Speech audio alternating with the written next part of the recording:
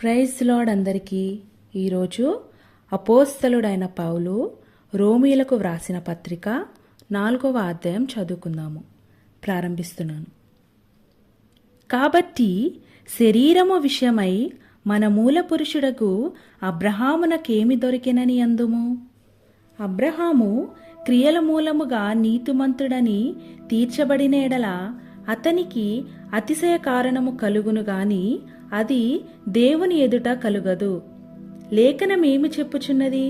అబ్రహాము దేవుని నమ్మెను, అది అతనికి నీతిగా ఎంచబడెను. పనిచేయువానికి జీతము రుణమే గాని దానమని ఎంచబడదు. పనిచేయక భక్తిహీనుని నీతిమంతునిగా తీర్చువానియందు విశ్వాసముంచువానికి వాని విశ్వాసము నీతిగా ఎంచబడుచున్నది.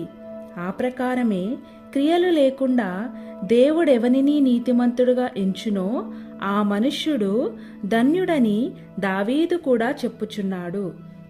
ఎలాగనగా తన అతిక్రమములకు పరిహారము నొందినవాడు, తన పాపమునకు ప్రాయశ్చితము నొందినవాడు ధన్యుడు.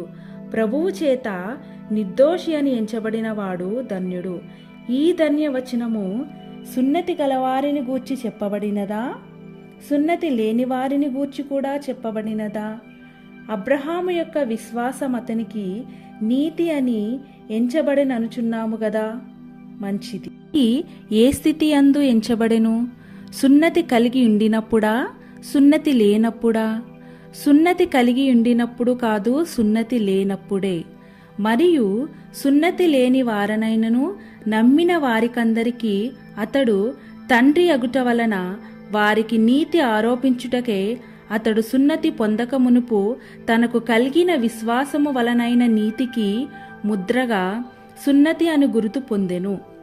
మరియు సున్నతి గలవారికిని తండ్రి అగుటకు, అనగా సున్నతి మాత్రము పొందినవారుగాక మన తండ్రి అయిన అబ్రహాము సున్నతి పొందక మునుపు అతనికి కలిగిన విశ్వాసము యొక్క అడుగుజాడలను బట్టి నడుచుకొనిన వారికి తండ్రి అగుటకు అతడు ఆ గురుతు పొందెను. అతడు లోకమునకు వారసుడగునను వాగ్దానము అబ్రహాముకైనను అతని సంతానముకైనను ధర్మశాస్త్ర మూలముగా కలగలేదు గాని విశ్వాసము వలనైన నీతి మూలముగానే కలిగెను. ధర్మశాస్త్ర సంబంధులు వారసులైనేడల విశ్వాసము వ్యర్థమగును, వాగ్దానమును నిరర్ధకమగును. ఏలయనగా ధర్మశాస్త్రము ఉగ్రతను పుట్టించును, ధర్మశాస్త్రము లేని ఎడల అతిక్రమమును లేకపోవును.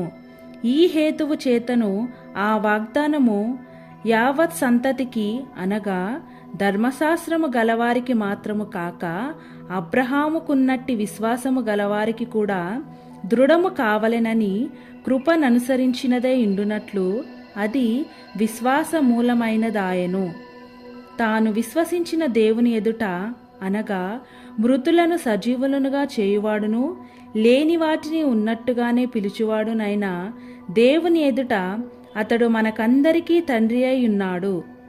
ఇందును గూర్చి నిన్ను అనేక జనములకు తండ్రినిగా నియమించి తిని అని వ్రాయబడి ఉన్నది.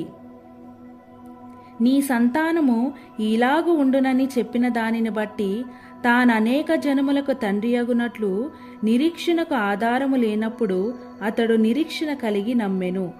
మరియు అతడు విశ్వాసమునందు బలహీనుడు కాక రమారమి 100 వయసు గలవాడై ఉండి అప్పటికి తన శరీరము మృతతుల్యమైనట్టును సారా గర్భమును మృతతుల్యమైనట్టును ఆలోచించెను గాని అవిశ్వాసము వలన దేవుని వాగ్దానమును గూర్చి సందేహింపక దేవుని మహిమపరచి ఆయన వాగ్దానము చేసిన దానిని నెరవేర్చుటకు సమర్థుడని రూఢిగా విశ్వసించి విశ్వాసము వలన బలము నొందెను.